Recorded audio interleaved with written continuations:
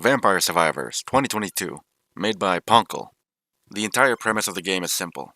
Pick a character, enter a stage, and just survive the endless horde of incoming monsters for a set amount of time, usually until the timer hits 30 minutes.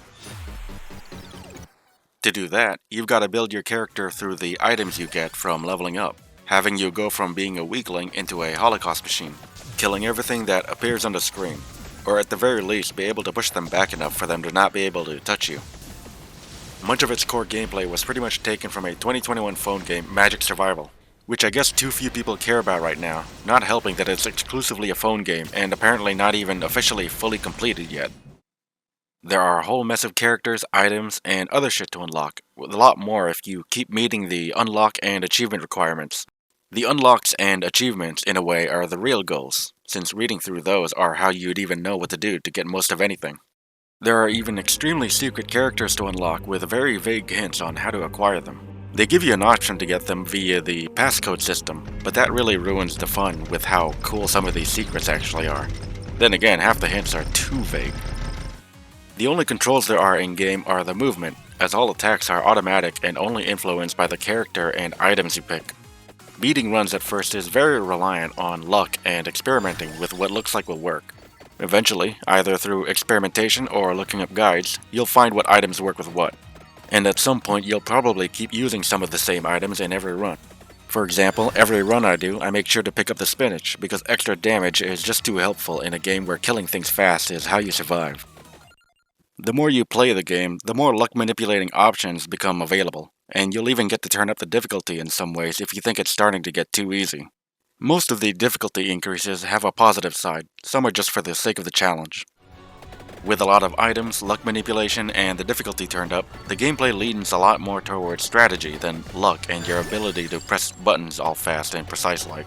That's not to say having movement skills like that doesn't help, because swerving through as many openings as you can amongst an endless pool of monsters does increase your chance of survival if the run isn't looking too good. Vampire Survivors is extremely flashy, hence the photosensitivity warning when you start up the game.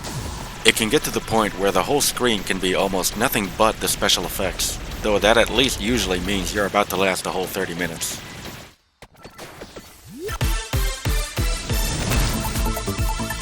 One of the devs supposedly worked on slot machines, so they used that experience to make showy visuals that really tickle the dopamine or whatever, especially when you pick up the item chests.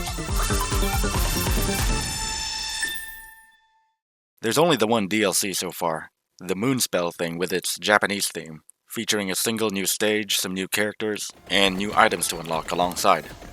Where the base game stages barely have any sense of a level design, having only seemingly endless pieces of land with some obstacles here and there, the one DLC so far actually does to an extent, with actual notable locations to explore marked on the map only by the items they contain. Despite the game looking like something you just play for the arcadey survival nature, there technically is an actual endgame, even a true final boss that rolls the credits once you beat it. There are technically no actual vampires throughout the entire game, which the game and developers like to joke about. I got this game as a gift, even though I was gonna get it anyway with how cheap it was. The only thing that held me back was it being in early access at the time, but it being given to me gave me all the more reason to play it right then and there. My only real problem with this game is its optimization, despite the simplistic looking graphics and finally being out of early access. It was worse back when it was in early access, namely how the game's frame rate would dip hard when there are too many things on screen. It still dips now, but not to the extent it used to. The game used to cost less when it was still in early access. Going from fucking cheap to extremely cheap isn't really an issue though, especially with how addicting the game can get. It's a great simple game for its already low price.